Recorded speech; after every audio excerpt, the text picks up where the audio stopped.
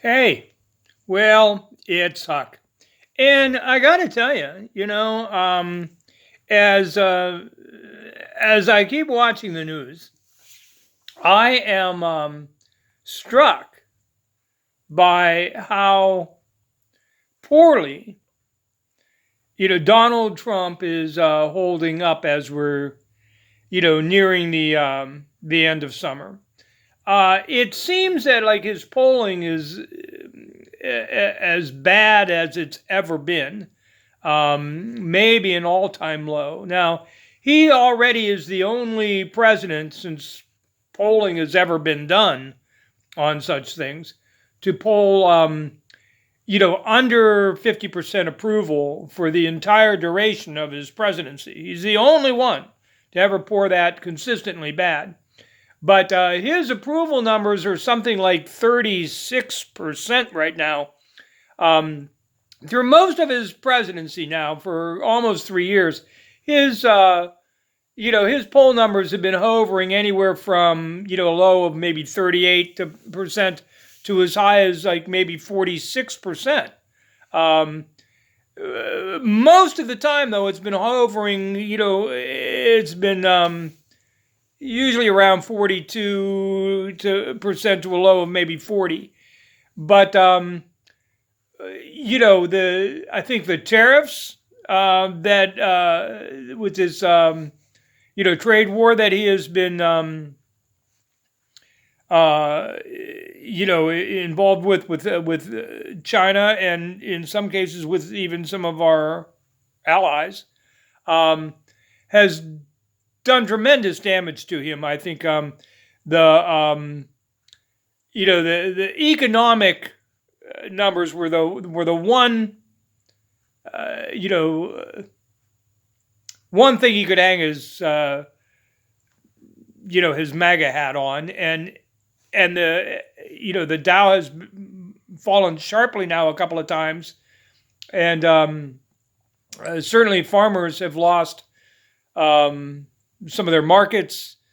From what I understand, is even if the damage is undone at this point, it could be years for farmers to find themselves able to recover from the damage that's been done. But in addition to that, what we're also seeing is I think there's like a number of Republican office holders who are showing, one, that they're not maybe going to run for reelection. Even Fox News. I mean, that's the bottom line here is Fox News, which has kind of carried his weight now for, his whole time in office, is finally turning on him. First, I think Trump tweeted something out on the 28th. What would that have been? Wednesday, I think, or Tuesday or Wednesday. He tweeted something to the effect that Fox News was no longer, on our team or whatever. And of course, Fox News, several Fox News personalities, including Brett Hume, who I can't say I'm a big fan, point blank said, look, it's not our job to be, supporting you, and then now Neil Cavuto, who, is basically their business guy on Fox News, has similarly pretty much trashed Trump and let him know in no uncertain terms, said, look, you're the one that said you were going to, that Mexico was going to pay for the wall, not us. You were the guy that said that, these tariffs were going to, well, at any rate.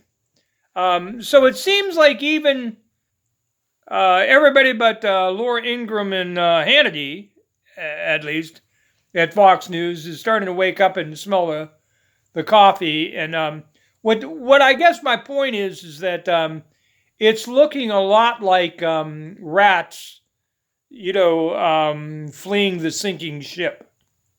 And I can't conceive of anything that Trump could do at this point to resurrect his chances for election, no matter what, help he gets from Russia or the NRA. It seems like, there are ongoing investigations into those things. If nowhere else, at least, with some states' attorney general, particularly the state of New York. So I'm not sure what, Trump could have up his sleeve at this point, or the people around him at least, to try to, typically when a president gets completely underwater like this in the polls or whatever, one of the, generally, unfortunately, one of the surefire remedies to low poll numbers is some type of military conflict. Reagan famously tried to pull something like that with Grenada. Certainly, we had the Bush 41 and the original first Gulf War into Kuwait.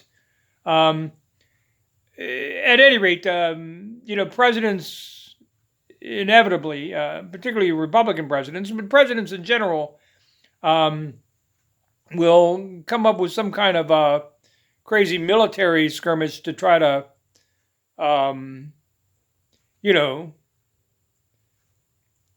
reverse, poor polling numbers and get some patriotic support under their, and sometimes it works, and sometimes it's not the president's, doing. They just find themselves in a situation where suddenly, they have to, they're confronted with some kind of a international incident or whatever. But I honestly believe that Trump is so mistrusted and so known to be, incompetent at this point, that any such endeavor at this point, I think would backfire on him. I mean, if he tried to, pull off something, I don't know where it would be, in the Middle East, perhaps, with Iran or whatever it would be, I think the backlash would be immediate and severe. So that being said, as I'm observing what's going on, it's interesting what we seem to have right now, according to recent polling, as far as the Democratic candidates are concerned. We have about 10 candidates now that have qualified for this third debate, and a number of candidates that have dropped out. Hickenlooper has dropped out. Inslee has dropped out. Gillibrand has dropped out. There's a number that seem to still, against all odds, are going to try to stick with it. But there's only 10 candidates that are at least going to make the upcoming debate here. And among those 10, we have virtually a three-way tie, as far as I can tell. If you look at the polling overall, compare the different polls, it seems like the person who's probably best positioning herself is Elizabeth Warren. She has been steadily climbing. Biden has been steadily dropping. And Sanders has been pretty much holding his own. Not particularly increasing his his numbers, nor he's remained pretty stable. Now, a lot could happen, and there's really nothing in all of that that really tells us much as far as like where things are headed. But I mean, if I was, if momentum has anything to do with it, I guess I would prefer to be Elizabeth Warren at this point, because she seems to be the person who's surging. Now, there's a few candidates that have dropped, precipitously in the last few weeks or month or two. Certainly, Buttigieg is had got off, zoomed out to a surprisingly bigger number than I think most people expected for a virtual unknown. Mayor of a small, somewhat district, but I don't know. My feeling is that the person who's probably in the greatest danger right now of not getting much further is Kamala Harris. Kamala Harris, for whatever reason, is kind of sunken. She shot way up. She had a very good introduction. When she first announced her candidacy months ago, she had a very good first 48 hours or so fundraising to launch her campaign, and I think it took some people by surprise. But, she's got an interesting resume. She comes from the great state of California, which is nothing to sneeze at, certainly. And then, of course, she came out swinging in that first debate with some pointed, jabs at the front runner, Biden. And that got her some immediate attention. Her poll numbers shot up. But as we discussed, as I remember talking about, immediately after that that debate, that on substance, her points really, as Shakespeare would say, much ado about nothing, or a lot of sound and fury signifying nothing. At any rate, she has not followed up well, in the next debate, and I have a feeling that her fundraising numbers have fallen off as well. Right now, fundraising wise, I think several of the candidates that otherwise maybe polling wise are somewhat disappointing. They're still holding their own, because they're able to bring in some funding, and so I'm kind of looking forward to this third debate to see, how they handle themselves. I think one of the people that's been kind of overlooked to this point, aside from the three front runners, if you will. Juan Castro is still there, and in many ways he's, I think, presents a more formidable challenge than some of the others like Beto O'Rourke, or we'll have to see where this is going, but I am, for one, really looking forward to seeing debate number 3 coming up here shortly. Anyway, that's what's going on here. I want to kind of send a word out of,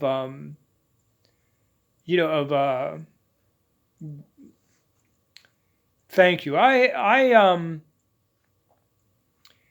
don't know what I would be doing right now, or where I would be living right now, if it weren't for some of the financial help that I've been getting. And I've been receiving it for quite some time. And I don't want to go into any kind of detail about it or anything, but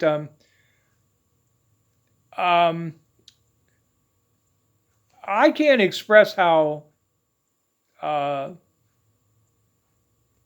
how grateful I am for the help, and what a difference it's made. Um, I've got a thing coming up here in fact, I'm waiting for a phone call right now from my pulmonary doctor's office. I had a stress test taken about 5 months ago, almost 6 months ago, and I was having some heart issues, some angina attack, and I've never had that before. And so I went into emergency, and they did this stress test and all of these CAT scans. And I do have a little bit of heart medication that they're giving me. I think it's a precaution, but I am feeling a little bit there. I'll probably have to go in for a follow-up test again. I think they want to do whatever it is. They run that line up in there and take a look. But for now, I'm just treating it with some aspirin and metoprolol and some kind of like Lipitor type thing. And at any rate, I've not had any severe angina since. But the CAT scans did show something in my lungs, a lot of these little spots. And the radiologist report, sounded pretty dire, and they wanted me to see my pulmonary doctor for follow-up. And so I went immediately to see my lung doctor, and she read the x-ray and the CAT scans and came away feeling, oh no, I think all of these little spots are just like scar tissue from all of the exacerbations that you've had with your COPD. Probably nothing to be alarmed about, but the protocol was that, 4 to 6 months from now, we've got to do another CAT scan and follow up and see if there is any change, just to be sure. So anyway, my insurance company wouldn't approve the CAT scan at the local hospital where I had the stress test done. I don't know. So after a lot of,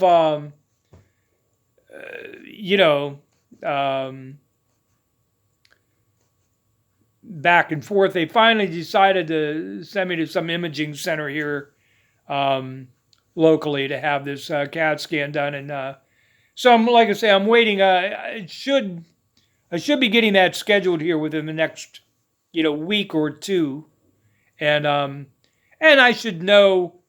Hopefully before, I'm hoping by mid-September, around the 18th or 19th, I'll be going in to see my lung doctor, and by that time she'll have the results, I hope, of this scan. And I'm just, I'm just hoping that everything comes out okay.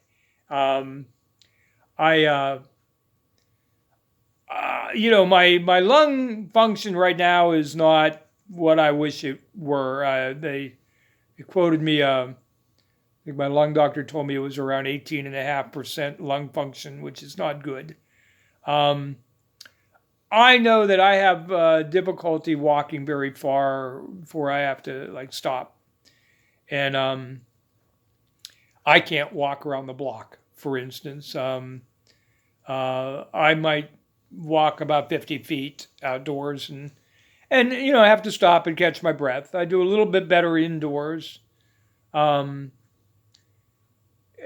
any rate, what worries me is if they did find something, if they're one of these spots. I know there was one in particular that she was curious to see, a more detailed look at here coming up. And, if it was the type of thing where they needed to do a biopsy and all that, I'm afraid I'm in the category where a biopsy on my lung probably be quite risky. I'd probably be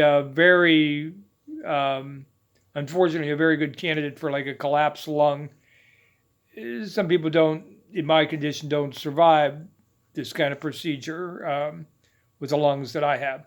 So, at any rate, I'm very much hoping that that everything is going to go okay. I should probably know a little bit more in about 2 or 3 weeks. So wish me well, okay? Um, I could really use your thoughts here, I think. So at any rate, I've been kind of regretting or uh, kind of fearing this for a while, and not exactly. But part of me just wants to get it over with, and let's get this out of the way and move on. But anyway, so that's what's coming up with Old Huck here. Anyway, I want to thank you for watching again. For the help that I've been receiving. I'm at a loss for words. I can't tell you. My life is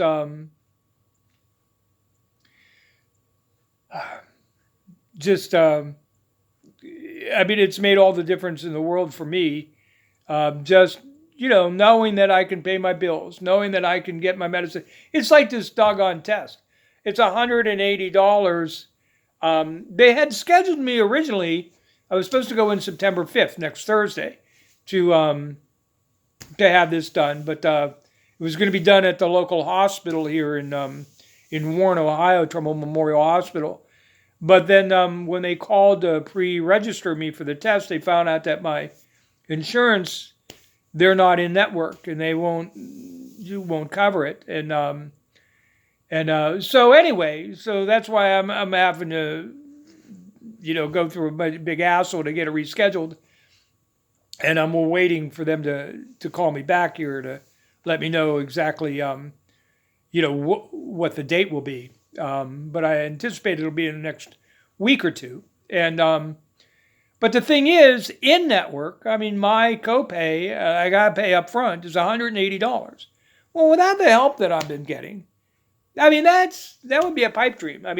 With the money that I get from my Social Security disability, I'm about it's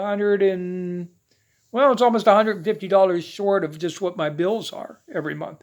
I don't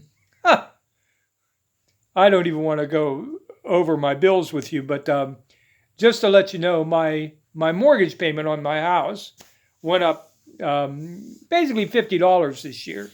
All because of, I think, taxes. I think there were a couple of levies that went through for the local school district, and so I underpaid last year. As it turns out, the escrow on my loan was underfunded by about $400. So this year they upped my mortgage amount to help pay what I didn't pay last year, plus what I would be short this year. So it's like double more. So basically I was paying about $25 less a month than I should have been. But they only analyze this like once a year by the time they figured it out. So they upped my mortgage like $50 a month. And, my TV went up. I just got off the phone with them to renegotiate, what I'm going to be paying.